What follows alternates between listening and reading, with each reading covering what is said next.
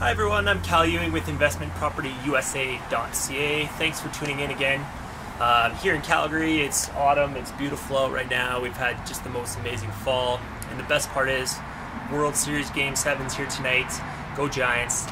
And I really want to talk to you guys a little bit about an amazing US investing strategy that I really haven't talked much about here on my website, and that is tax lien investing.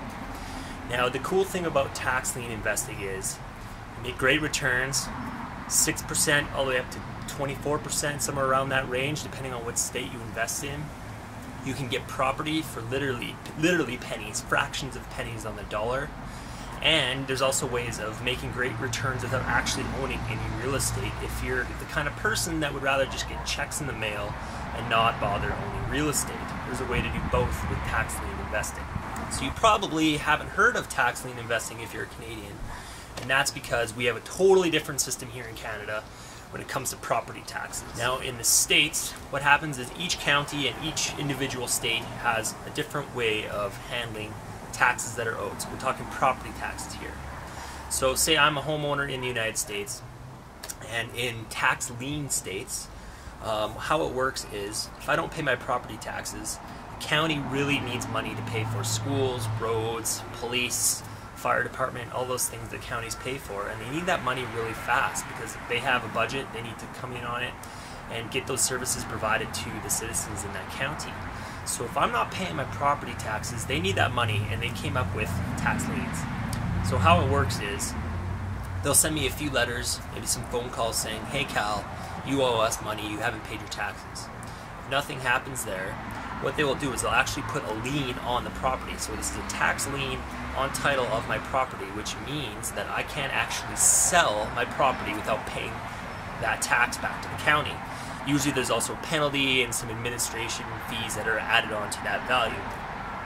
Now, a tax lien, when it's put on a property, they also provide the homeowner with a redemption period of anywhere between 6 months and 4 years from which they can pay that tax off without actually losing their property to the county.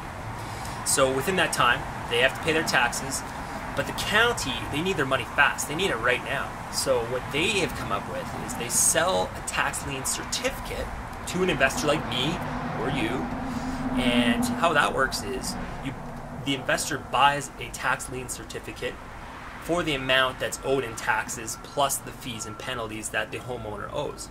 So really, as an investor, you're basically giving a loan to the homeowner by paying that money to the county, and then they get that redemption period from which they can pay the county back. After the homeowner pays the county back whatever is owed on that tax lien, the county then sends you or me, the investor, a check for whatever you paid for that tax lien certificate plus the interest rate. So you can buy tax liens from the comfort of your own home on online auctions, or you can go down into the States and go to these auctions in person. And then you buy the lien and you just wait for the homeowner to redeem, and the county sends you a check in the mail, which is pretty awesome.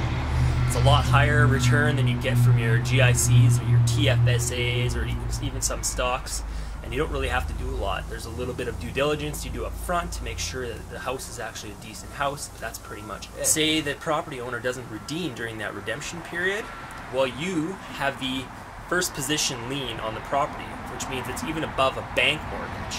So if the redemption period expires and the homeowner hasn't paid you, you can foreclose on the property. Now, this isn't always the case because a lot of the times the tax liens are small dollar amounts. You might be buying a tax lien certificate for $200, $2,000, and usually the homeowner can eventually get their finances together to pay that off. But there are times where they don't pay during that redemption period, and you can foreclose on them, and you've got yourself a property for an extremely low price. And then it's all yours, your name's on title, you can rent it out, you can flip it, you can live in it, you can do whatever you want. So for those people that really want to get properties into their portfolio, you can actually select properties that the redemption period is almost expired, buy those ones at the auction, and eventually foreclose. If you just want to collect those checks and you don't really want to own the property, well, you can purchase liens that are at the beginning of their redemption period.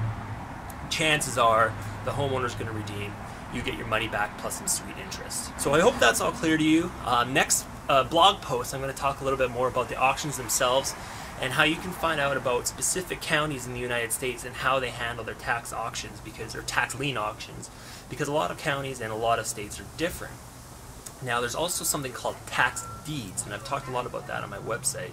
And I'm actually preparing to go to Houston next week to the tax deed auction. So I'm going to take a whole bunch of video for you guys, and we're going to talk more about tax deeds down there. If you have any questions, you can contact me even by phone at 403-608-7481. Of course, you can email me at cal@investmentpropertyusa.ca. And of course, you can contact me through my website or my social media, Twitter, Facebook, Instagram, Google+, all that good stuff. So until next time, we'll see you soon, and hopefully you start researching tax liens. Thanks.